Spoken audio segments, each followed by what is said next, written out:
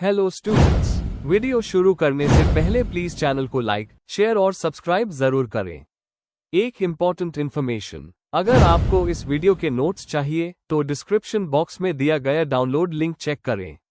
Thank you. चलिए शुरू करते हैं। इस वीडियो में हम पढ़ेंगे BPCE 21 फोरेंसिक साइकोलॉजी के प्रीवियस ईयर क्वेश्चन और most important questions with answers. ये क्वेश्चंस आपके एग्जाम के लिए बहुत इम्पॉर्टेंट है।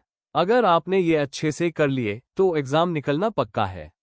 Let's begin. Question 5, explain the relationship between forensic psychology and social psychology.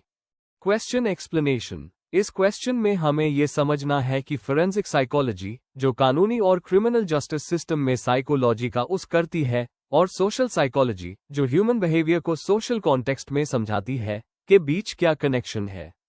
हमें उनके ओवरलैप, एप्लीकेशंस और उस बताने हैं। आंसर। इंट्रोडक्शन। फोरेंसिक साइकोलॉजी का काम होता है लीगल सिस्टम, कोर्ट्स और क्रिमिनल इन्वेस्टिगेशंस में साइकोलॉजी के प्रिंसिपल्स को अप्लाई करना।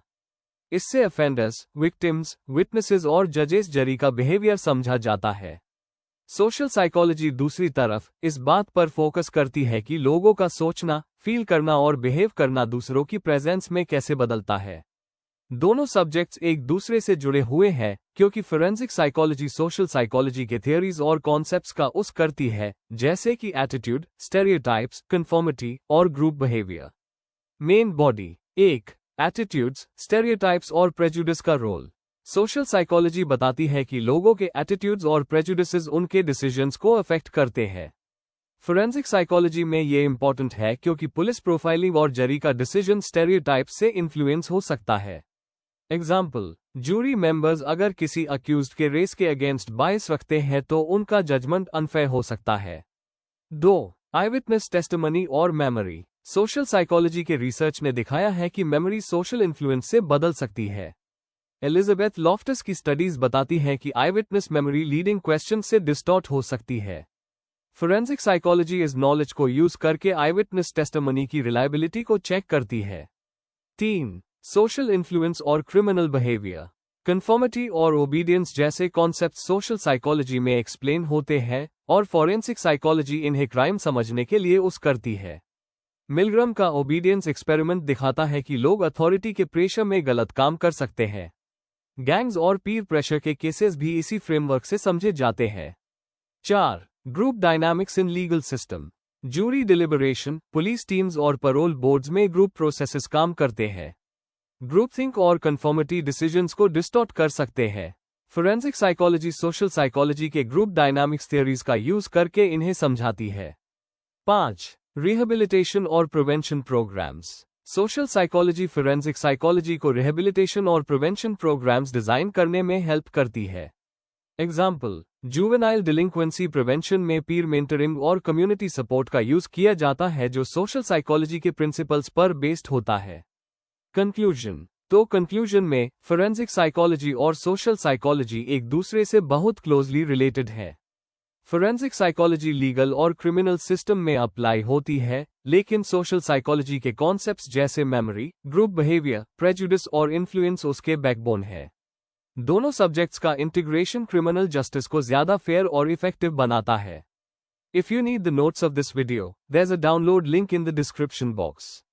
Be sure to check it out. Thank you. Question 6. Elucidate violent crimes with a focus on its types. Question explanation. इस क्वेश्चन में हमें वायलेंट क्राइम्स का मतलब समझाना है, उनकी खासियत बतानी है और फिर अलग अलग टाइप्स को डिटेल में एक्सप्लेन करना है। साथ ही उनके एग्जाम्पल्स और इम्प्लीकेशंस भी बताने हैं। आंसर। इंट्रोडक्शन। वायलेंट क्राइम उन क्राइम्स को कहते हैं जहां अफेंडर विक्टिम पर फोर्स या थ्रेट यूज करता है। इनमें अक्सर फिजिकल इंजरी, इमोशनल ट्रॉमा या कभी कभी मौत भी हो सकती है। फोरेंसिक साइकोलॉजी इन क्राइम्स के रीजन्स और पैटर्न्स को स्टडी करती है। ये क्राइम्स सबसे ज्यादा डेंजरस होते हैं क्योंकि ये डायरेक्टली इंसान की सेफ्टी और सोसाइटी की शांति को तोड़ते हैं। जनरली वायलेंट क्राइम्स को homicide, assault, robbery, sexual crimes और डोमेस्टिक वायलेंस जैसे कैटेगरीज में डिवाइड किया जाता है। Main body. 1. वायलेंट क्राइम्स का मतलब और फीचर्स। डेफिनेशन। ऐसे क्राइम्स जहां विक्टिम को हर्ट करना या हर्ट करने का डर दिखाया जाता है। फीचर्स। डायरेक्ट कॉन्फ्रंटेशन होता है विक्टिम और ऑफेंडर के बीच। फिजिकल इंजरी या फियर क्रिएट होता है। मोटिव्स होते हैं गुस्सा, रिवेंज, पैसा या psychological problems. Example, murder case, gang violence, assault case. ये सिर्फ लॉ के वायलेशन नहीं होते बल्कि एक बड़ा सोशल प्रॉब्लम भी होते हैं। 2. वायलेंट क्राइम्स के टाइप्स। ए. होमिसाइड, मर्डर और मैनस्लॉटर।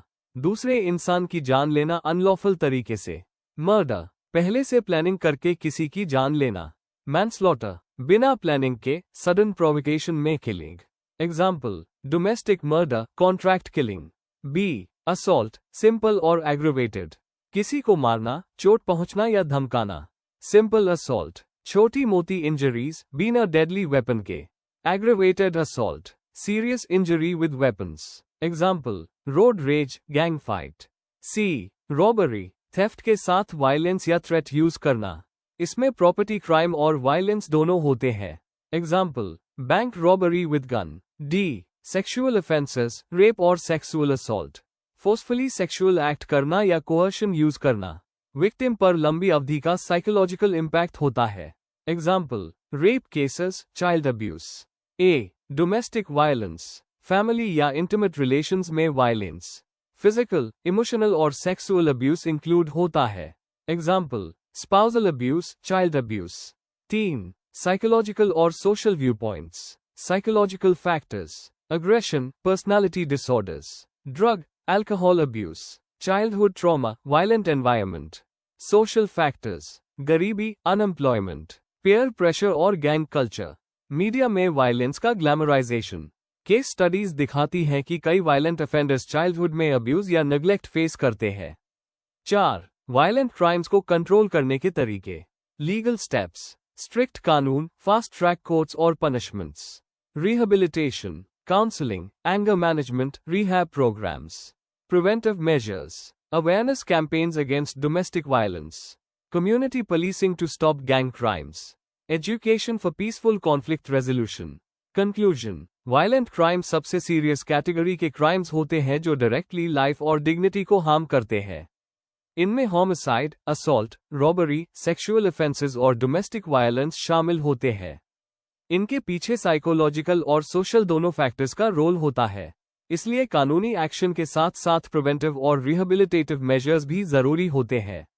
अगर हम रूट कॉजेस को टैकल करें तो वायलेंट क्राइम्स को कम किया जा सकता है। If you need the notes of this video, there is a download link in the description box. Be sure to check it out. Thank you. Question 7. Explain criminal responsibility with a focus on its assessment. Question explanation. इस question में हमें criminal responsibility का मतलब समझाकर बताना है कि कानून और साइकोलॉजी में इसका क्या रोल है। साथ ही इसका असेसमेंट कैसे किया जाता है, उसके स्टेप्स और मेथड्स डिटेल में एक्सप्लेन करने हैं। आंसर। इंट्रोडक्शन। क्रिमिनल रिस्पॉन्सिबिलिटी का मतलब है कि कोई व्यक्ति अपने एक्शंस को समझकर और उनके कॉन्सिक्वेंसेस को जानकर जिम्मेदार माना जाए। लॉ यह मानता है कि अगर किसी ने जुर्म किया है तो उसके ऊपर जिम्मेदारी आएगी, लेकिन अगर किसी को मेंटल इलनेस है या वो अपने एक्ट को समझ ही नहीं पाया तो उसकी रिस्पॉन्सिबिलिटी अलग होती है। फोरेंसिक साइकोलॉजिस्ट्स का काम है डिसाइड करना कि अक्यूज्ड उस टाइम मेंटली केपेबल था या नहीं। Main body. 1. क्रिमिनल रिस्पॉन्सिबिलिटी का कॉन्सेप्ट। क्रिमिनल रिस्पॉन्सिबिलिटी तब होती है जब दोनों चीजें हो, एक्टस रेस, गिल्टी एक्ट, और मेंस राय, गिल्टी माइंड। अगर गिल्टी माइंड या इंटेंशन ही नहीं थी तो रिस्पॉन्सिबिलिटी पूरी तरह से अप्लाई नहीं होती। लीगल सिस्टम मानता है कि पनिशमेंट तभी देना सही है जब पर्सन को पता था कि वो जो कर रहा है वो गलत है। Example, McNaughton case 1843 UK. इस केस में एक आदमी को डिल्यूजन था और कोर्ट ने यूज गिल्टी नहीं माना। इस केस से मैकनॉटन रूल बना जो आज भी इंसैनिटी डिफेंस का बेस है। 2. Legal standards for criminal responsibility. McNaughton rule. अगर मेंटल इलनेस की वजह से पर्सन को अपने एक्ट का नेचर या उसकी गलती का ज्ञान नहीं था तो वो रिस्पॉन्सिबल नहीं है। Durham rule. अगर एक्ट डायरेक्ट रिजल्ट है मेंटल इलनेस का तो रिस्पॉन्सिबिलिटी कम हो जाती है। Model penal code USA. अगर पर्सन के पास क्रिमिनलिटी समझने की कैपेसिटी या अपने इंपल्स कंट्रोल करने की एबिलिटी नहीं थी तो वो जिम्मेदार नहीं है। IPC section 84 India. अगर पर्सन अनसाउंड माइंड, की वजह से अपने एक्ट को समझ नहीं पाया तो वो क्रिमिनली रिस्पॉन्सिबल नहीं होगा। यह रूल्स फोरेंसिक साइकोलॉजिस्ट्स और कोर्ट दोनों के लिए गाइड का काम करते हैं। 3. Psychological perspective on responsibility. Forensic psychologists देखते हैं कि अक्यूज्ड के पास कॉग्निटिव एबिलिटी, राइट और रॉन्ग को समझने की शक्ति और वोल्यूशनल कंट्रोल, अपने इंपल्सेस कंट्रोल करने की शक्ति थी या नहीं। स्किज़ोफ्रेनिया, सिवियर डिप्रेशन विद साइकोसिस या इंटेलेक्चुअल डिसेबिलिटी जैसे कंडीशंस क्रिमिनल रिस्पॉन्सिबिलिटी को अफेक्ट करते हैं। साइकोलॉजी ये भी देखती है कि पसंद के एक्शंस में इंटेंशन और फ्री विल थी या नहीं। केस एग्जाम्पल, अगर कोई स्किज़ोफ्रेनिक पेशेंट हेलुसिनेशन की वजह से किसी को हार्म करे तो उससे फुल रिस्पॉन्सिबिलिटी नहीं दी जा सकती क्योंकि उसने रियलिटी को समझा है नहीं। 4. Assessment of criminal responsibility. Assessment एक डिटेल्ड प्रोसेस होता है जिसमें साइकोलॉजिस्ट यह चेक करता है कि क्राइम के वक्त अक्यूज्ड की मेंटल स्टेट कैसी थी। क्लिनिकल इंटरव्यूज, हिस्ट्री और बैकग्राउंड डिटेल से समझना। Mental status examination MSE, thought, perception, judgement और ओरिएंटेशन का एनालिसिस। साइकोलॉजिकल टेस्ट्स जैसे MMPI, रॉर्शैक टेस्ट पर्सनालिटी और मेंटल इलनेस समझने के लिए। फोरेंसिक टूल्स जैसे रक्रैस जिससे सिस्टमैटिकली क्रिमिनल रिस्पॉन्सिबिलिटी एसेस की जाती है। Collateral information, medical records, family और विटनेस रिपोर्ट से सपोर्ट लेना। इसका मेन गोल ये होता है कि जज को क्लियर जवाब दिया जा सके कि अक्यूज्ड उस टाइम लीगली रिस्पॉन्सिबल था या नहीं। कंक्लूजन, आखिर में क्रिमिनल रिस्पॉन्सिबिलिटी एक इंपॉर्टेंट कॉन्सेप्ट है जो जस्टिस को फेयर बनाता है। यह इंश्योर करता है कि सिर्फ वही लोग पनिश हो जो अपने एक्ट्स को समझ कर करते हैं। मेंटली इल ऑफेंडर्स के लिए स्पेशल असेसमेंट की जरूरत होती है जिसमें फोरेंसिक साइकोलॉजिस्ट्स एक की रोल प्ले करते हैं। इससे लॉ और ह्यूमैनिटी दोनों के बीच बैलेंस बनाया जा सकता है। If you need the notes of this video, there is a download link in the description box. Be sure to check it out. Thank you. Question 8. Describe the evaluation and assessment of malingering, deception. Question explanation. इस question में हमें यह समझना है कि forensic psychologists मलिंगरिंग, झूठी बीमारी दिखाना और डिसेप्शन, धोखा देना को कैसे एसेस करते हैं। आंसर में डेफिनेशंस, रीजंस, असेसमेंट टूल्स और एवैल्यूएशन के चैलेंजेस बताने हैं। आंसर। इंट्रोडक्शन। मलिंगरिंग और डिसेप्शन फोरेंसिक साइकोलॉजी के लिए एक इंपॉर्टेंट चैलेंज है। मलिंगरिंग का मतलब होता है जानबूझकर झूठी फिजिकल या मेंटल सिम्टम्स दिखाना, जैसे ट्रायल से बचने के लिए मेंटल इलनेस फेक करना। डिसेप्शन एक बड़ा कॉन्सेप्ट है जिसमें झूठ बोलना, सच छुपाना या इंफॉर्मेशन मैनिपुलेट करना आता है। फोरेंसिक साइकोलॉजिस्ट्स को यह डिसाइड करना पड़ता है कि इंसान सच बोल रहा है या प्रिटेंड कर रहा है। इसके लिए वो interviews, psychological tests, behavioural observation और कभी कभी साइंटिफिक टूल्स जैसे पॉलीग्राफ का यूज करते हैं। Main body. 1. मलिंगरिंग और डिसेप्शन को समझना। मलिंगरिंग, जब कोई इंसान अपने फायदे के लिए सिम्टम्स फेक करता है। ये एक मेंटल डिसऑर्डर नहीं बल्कि कॉन्शियस एक्ट है। डिसेप्शन, इसमें इंसान दूसरों को मिसलीड करता है, जैसे झूठ बोलना या फैक्ट्स छुपाना। मोटिव्स, क्रिमिनल रिस्पॉन्सिबिलिटी से बचना, पैसा लेना, डिसेबिलिटी बेनिफिट्स लेना या मिलिट्री सर्विस से बचना।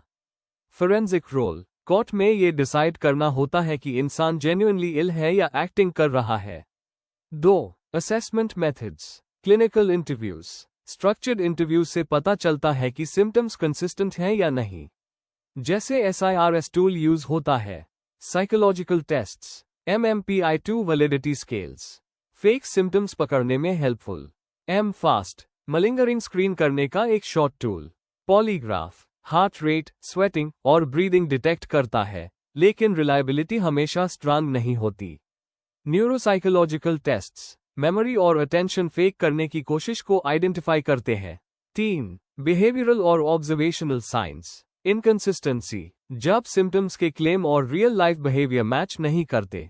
ओवर ड्रामेटाइजेशन, सिम्टम्स को हद से ज्यादा एग्जैजरेट करना जो असली पेशेंट्स के पैटर्न से अलग होता है। वेग रिस्पॉन्सेस, गलत या रिहर्स्ड जवाब देना। एग्जाम्पल, कुछ केसेस में क्रिमिनल्स हेलुसिनेशंस फेक करते हैं, लेकिन उनके जवाब क्लिनिकल एक्सपेक्टेशन से मिसमैच करते हैं। 4. चैलेंजेस और एथिकल इश्यूज। फॉल्स पॉजिटिव्स, कभी जेन्युइन पेशेंट्स भी गलती से मलिंगर समझ लिए जाते हैं। कल्चरल फैक्टर्स, हर कल्चर में सिम्टम एक्सप्रेशन अलग होता है, इससे कंफ्यूजन होती है। Ethical duty. साइकोलॉजिस्ट्स को इम्पार्शियल रहकर इवैल्यूएशन करना होता है क्योंकि उनकी रिपोर्ट कोर्ट डिसीजंस को अफेक्ट करती है। Legal relevance. सही असेसमेंट से लीगल सिस्टम का मिसयूज रुकता है और जेन्युइन पेशेंट्स को सही हेल्प मिलती है। कंक्लूजन। फोरेंसिक साइकोलॉजी में मलिंगरिंग और डिसेप्शन का इवैल्यूएशन बहुत जरूरी है ताकि कोर्ट और लीगल प्रोसेस फेयर रहे। साइकोलॉजिस्ट्स इंटरव्यूज, टेस्ट्स और ऑब्जर्वेशन से जेन्युइन और फेक सिम्टम्स को अलग करते हैं। हाँ, चैलेंजेस जरूर है, लेकिन एक्यूरेट असेसमेंट से जस्टिस और ट्रीटमेंट दोनों इंश्योर होते हैं। साइकोलॉजिस्ट्स की रोल साइंटिफिक के साथ एथिकल भी है, सच ढूंढना और फेयरनेस मेंटेन करना। Before we end, please like, share and subscribe the channel for more such study materials and one important information अगर आपको नोट्स चाहिए तो डिस्क्रिप्शन बॉक्स में डाउनलोड लिंक दिया हुआ है, जरूर चेक करें। Thank you.